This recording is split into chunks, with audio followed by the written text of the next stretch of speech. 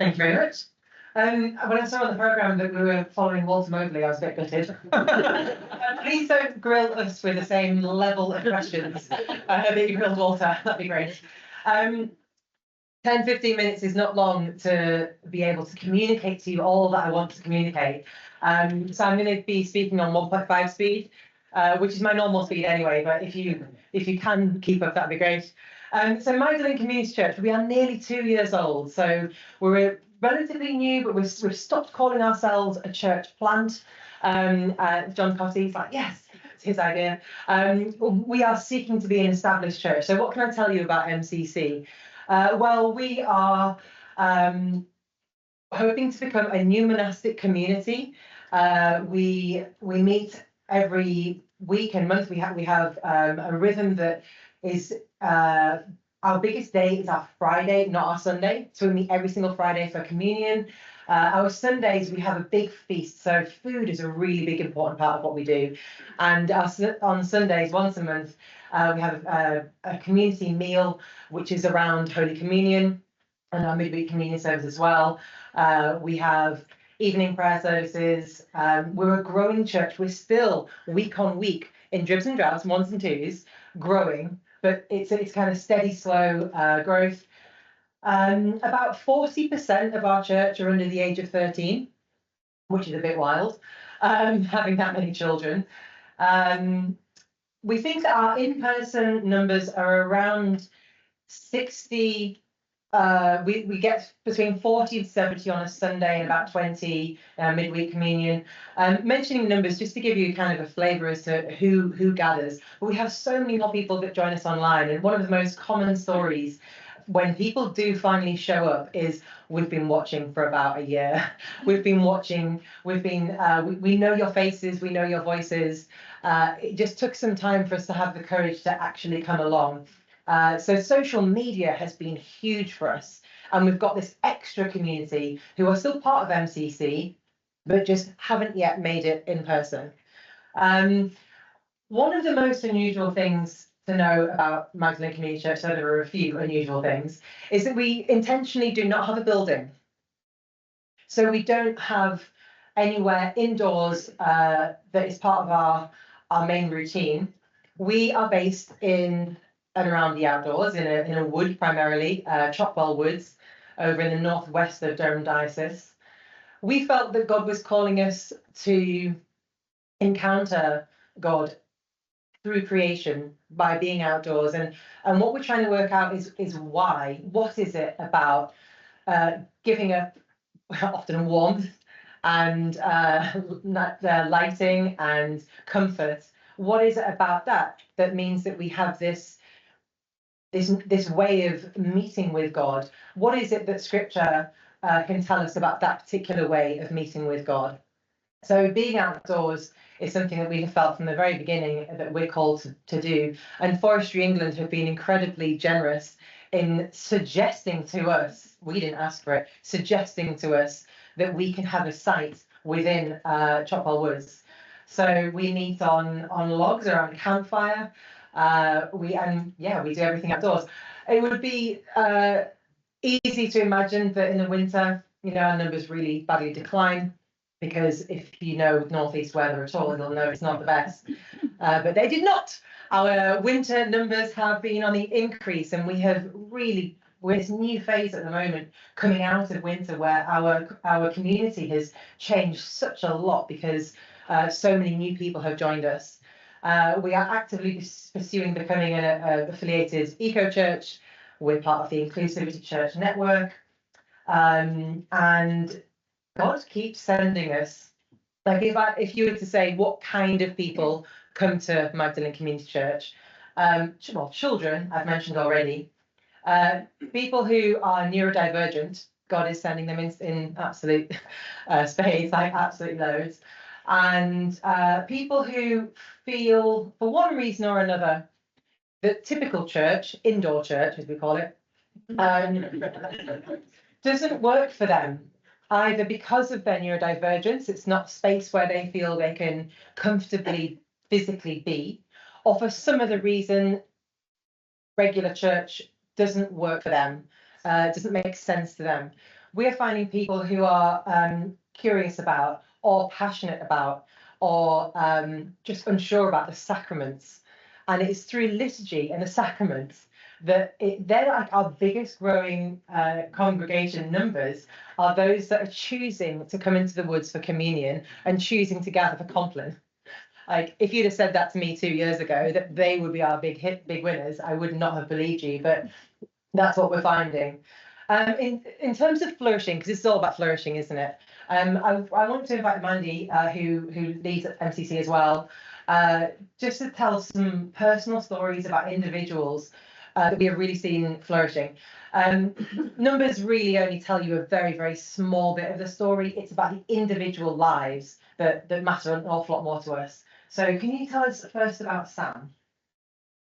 No, yeah. There's one of the things that's really strange at MCC is we work really hard to make everything opt-in. So we're very much always about saying to people, you can just come, you don't have to join in, you can come and be on the edges, you don't have to talk to anybody, you can leave whenever you want. If you don't want to join in with something we're doing, that's fine, we won't be disappointed. The expectation is not that you join in, just be here. But actually, what we're finding is that people are coming saying, okay, well, and Sam is a prime example of this. I'm going to come just for 10 minutes and I'm just going to walk with you, and I'm not going to pray and I'm not going to join in. I'm just going to come with you. This person there's a lot going on, and a lot in her life has closed down, not just church. So when we're saying we get a lot of people who don't fit in church, that's just one of the places they don't fit. We get the people who feel like they don't fit anywhere. So it's a really big thing for them to come and be part of a group. So they'll often be in touch with us first, and there's a lot of coaching them and people being like, oh, I want to come, but I'm quite weird. And we're like, no, honestly, come and see. And they're like, oh, I want to come, but what if I don't talk? I'm like, yeah, no, seriously, just come. And, oh, I want to bring my kids, but they'll run riot. Have you met my children? You know, in the videos, the ones with like half their clothes off, those are mine, and I'm leading, so you know it's fine. Please bring your kids and have them behave worse than mine. So Sam had come and she said, I'm not going to be able to talk, could you warn people?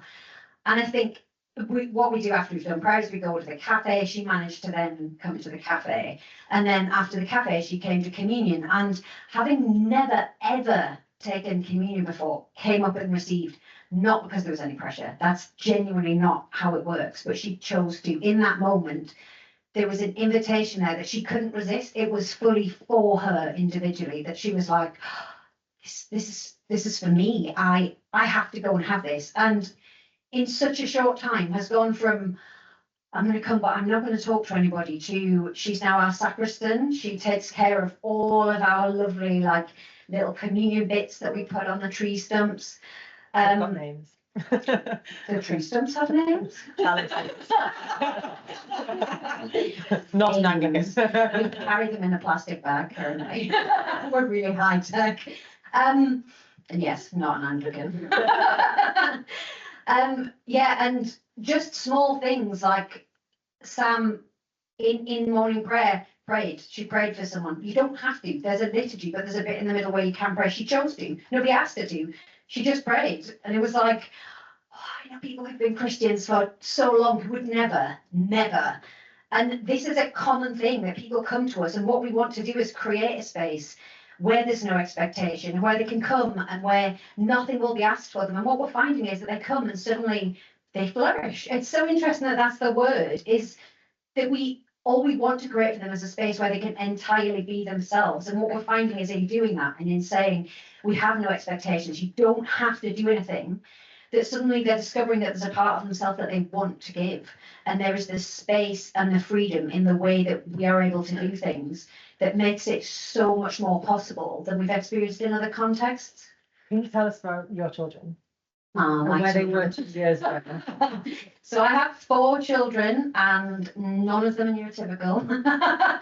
It's strange now, because if you came to church and met them, you wouldn't recognize the children that I'm going to describe. So we had stopped going to church. It was too much, anything we tried, there was too much expectation. Even the ones that were open, the open expectations were still expectations.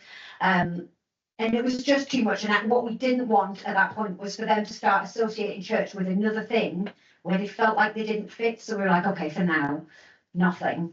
So when we first came, I remember the first time we came to MCC, the first interaction with it. I remember going in and thinking, this is a terrible mistake.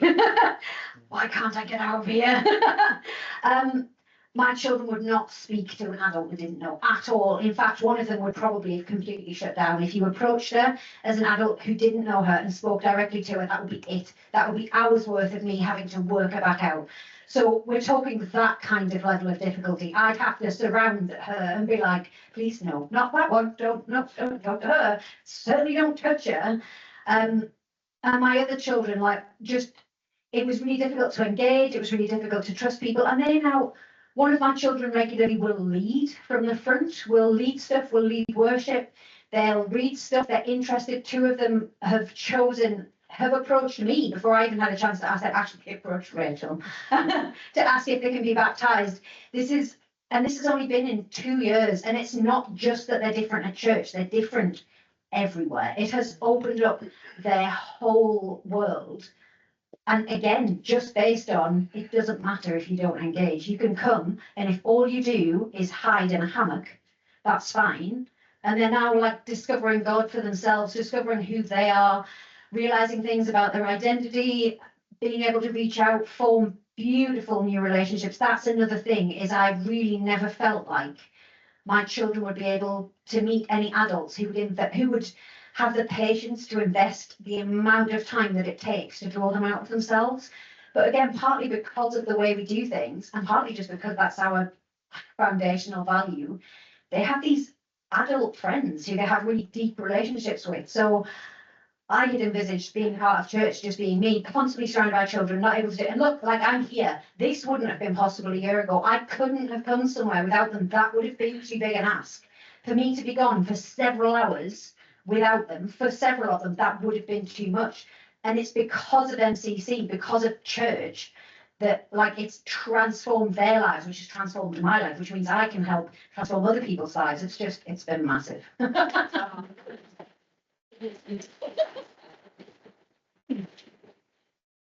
We would happily talk all day about MCC. It is our huge passion, but we've reached the end of our time. We would love to receive questions at the end of the next slot, and over lunch, grab us, find us online, ask questions online as well. We would love to talk more about what we're doing and how it might help influence your ideas. Come along if you live in the Northeast, or even if you don't, if you live in the South Coast, still come along. You can join us online. Thank you.